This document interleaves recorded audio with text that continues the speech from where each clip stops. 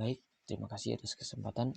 Perkenalkan, nama saya Christopher Kumayas dari Fakultas Ekonomi dan Bisnis Universitas Samratulangi, jurusan Ekonomi Pembangunan kelas A3.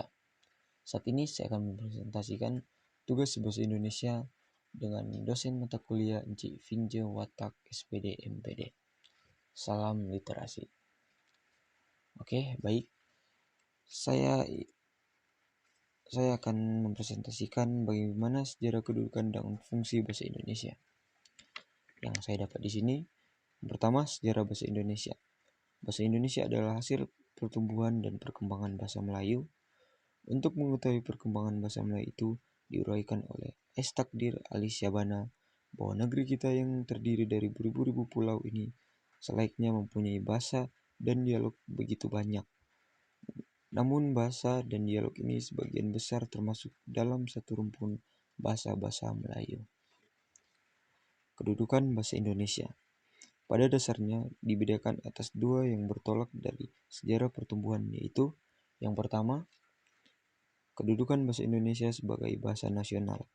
Yang kedua, kedudukan bahasa Indonesia sebagai bahasa negara. Kedudukan bahasa Indonesia sebagai bahasa nasional, kedudukan yang paling utama dan bahasa Indonesia adalah sebagai bahasa. Hal tersebut tersurat pada Ikrar Sumpah Pemuda tanggal 28 Oktober 1928 yang berbunyi menjunjung tinggi bahasa persatuan bahasa Indonesia.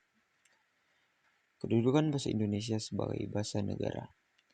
Seiring dengan Hari Kemerdekaan Indonesia 17 Agustus 1945, keesokannya tanggal 18 Agustus 1945, diakui dan disahkan keberadaan bahasa Indonesia sebagai bahasa negara yang termasuk pada pasal 36 UUD 1945 yang berbunyi bahasa negara adalah bahasa Indonesia. Fungsi bahasa Indonesia. Bahasa Indonesia memiliki fungsi sejalan dengan kedudukan, yaitu yang pertama, bahasa nasional. Kedudukan di atas bahasa daerah, hasil perumusan seminar politik bahasa yang diselenggarakan di Jakarta pada tanggal 25 sampai 28 Februari 1970 mengesankan bahwa kedudukan sebagai bahasa Indonesia berfungsi sebagai yang pertama, lambang kebanggaan. Seluruh bangsa Indonesia patut berbangga dengan adanya satu bahasa di antara berbagai daerah dengan etnis yang berbeda-beda.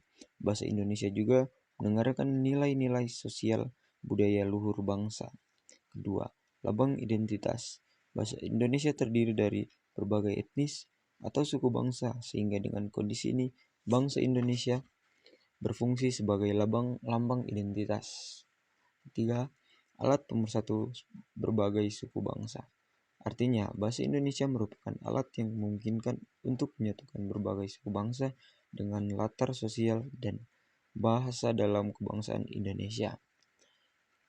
Yang kedua, bahasa negara. Bahasa resmi negara Kesatuan Republik Indonesia memiliki 4 fungsi sebagai berikut.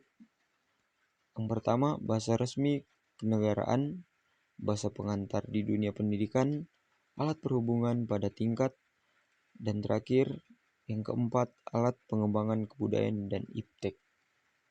Indonesia kaya akan kebudayaan yang sesuai dengan sukunya, sehingga kebudayaan itu perlu dikembangkan dan dikomunikasikan kepada berbagai suku bangsa.